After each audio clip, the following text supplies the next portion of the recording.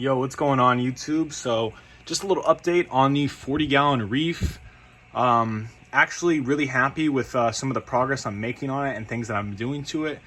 First thing, the title of this video, the zoanthid garden. So I did take all my zoas, cut the bottoms of the frag plugs off and glue them onto this purple rock. And I think it looks really good. When it grows out, it's gonna look even better. I think it just adds so much more character to the Reef actually being glued down instead of just having a frag plug thing up top to have them glued onto. Nitrates in this tank have pretty much almost bottomed out. So I had two options. I could either go to the fish store and get another fish, or I could feed heavier, or a little bit of both. So I got this little wrasse. I think it's a blue-headed wrasse is what his name is. Or yellow fin wrasse, or is another name, something like that. But he's a little pretty addition. He's just now starting to really come out and get friendly with the other fish. I haven't seen any signs of aggression towards him or really anything like that. So everything's kind of going smooth with him being added to the tank, and hopefully he'll be the last fish. I don't want to overstock this tank, especially with him being a wrasse. He does need plenty of swimming room, and the only fish that really tends to hide is the Royal Grama. So all this rock work, he can kind of chill in and hide and feel, you know, safe and secure. Xenia in this tank, I really wanted to kind of go a different path because the Xenia in here, I think it actually looks really good. I'm actually really liking the Xenia. So as you can see, the top Xenia's exploded even more. The two sides rocks are huge. I got this Xenia that's exploded. I forget the name of it. But I was thinking about, let me do a Xenia kind of themed tank, which sounds crazy, right? Like, you want a tank full of weeds. Yeah, I kind of do. So I was going to look for some silver Xenia, but it seems to be more on the rare side of things. I went to the fish store today because I had to pick up some salt for this tank, and I seen that they had some waving hand Xenia. I literally just added this like 5 minutes ago, so it's not going to be open.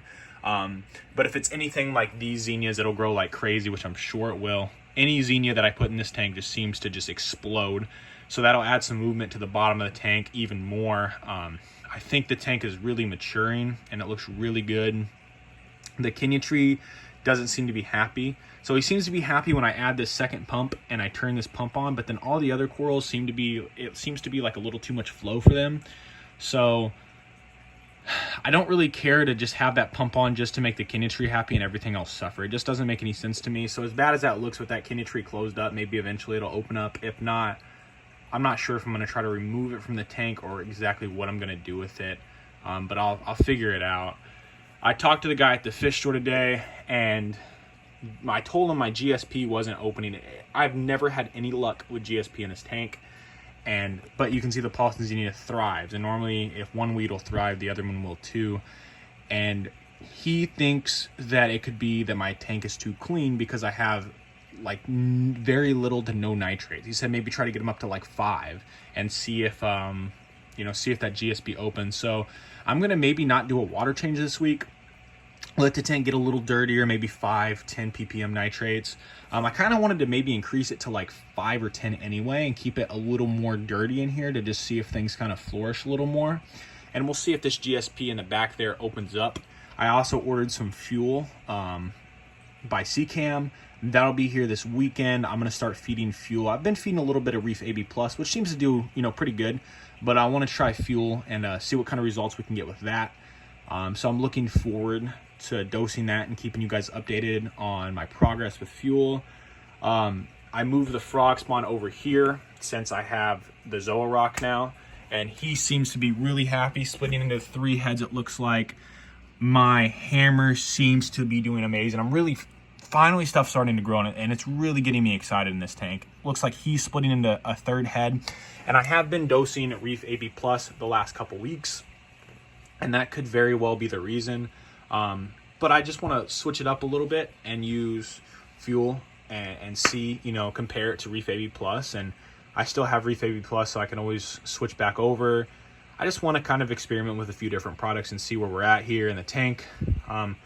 But like I said, everything is just looking really good, you guys. I'm really excited for the future of this tank, hopefully within the next 3 months, the next 6 months.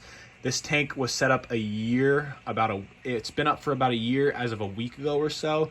So what it looked like a year ago to what it looks like now is just incredible. And I know mainly the tank is just Xenia, but like I said, I really do like the look of Xenia.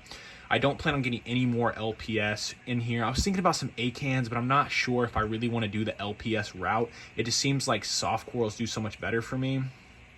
Zoas are growing steadily, but then again with my Euphyllia over here, they're doing really, really well. So I might eventually get some acans. The only sad part is my fighting conch right here, Larry.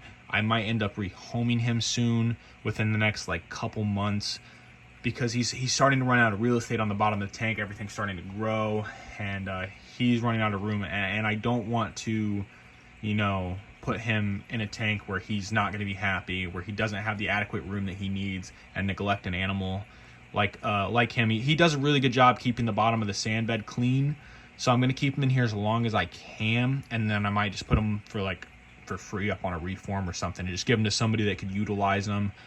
You know, he's a really good animal to have. He keeps your sand bed really, really clean. I scraped most of the coralline algae off the front and side glass. As you can see, the tank looks a lot more clear. I used a credit card to scrape it with. There's just a little bit of algae right there, but for the most part, the tank is doing really, really well. There's not a whole lot of nuisance algae growth in here, just mainly coralline. Just tend to scrape that off when I do a water change or whatever. And this week, like I said, I think I'm going to end up maybe skipping a water change, because the calcium in here too seems to be really high, like 440, 450, even sometimes pushing a little bit more than that. And it's just because I don't have the types of corals that are really utilizing the calcium and the alkalinity. All I have in here is mainly soft corals with just the exclusion of just those two right there. Other than my two Euphyllia, I don't have any other LPS. They're all soft corals, and my Duncan, and he doesn't look happy at all. He doesn't seem to be doing well, and that's because this black clownfish tries to go inside of him, and the Duncan doesn't want to host her. Clearly it stresses him out, but there's really nothing I can do. If I move him, she's gonna go in him, she's gonna go in another coral. It's just, I can't stand that she tries to host everything. That she literally ended up pretty much killing my torch coral, and I'm hoping she stays away from this guy right here. You can see she's taking interest in that frog spawn, which is growing really, really nicely. This wrasse, it's the most active I've seen him as of late. I just added him about 4 or 5 days ago, so the fact that he's coming out already like that is pretty good. He's got plenty of hiding room. Like, see, you can just go back there and hide whenever he wants, and then he definitely eats with all the other fish. When I went to the fish store to get him, I actually made sure that they fed him first, which is something that I learned to do. You know, make sure you have your local fish store feed your fish to see if the fish is healthy and whatnot, and he was eating just fine. So that's pretty much it on this tank, and at this point I'm just kind of rambling on. I apologize, but I will see you guys hopefully in a couple weeks. I haven't been posting as much because I want to kind of give the tank a little more time to grow and blossom before I give you an update, because now there's definitely changes in the tank. It actually looks different than last video, other than me just posting every week or something, and literally it looks exactly the same. So thank you guys so much for watching. The support lately has been amazing. We're approaching 220 subs. I appreciate it so much, guys. Enjoy your day. Peace out.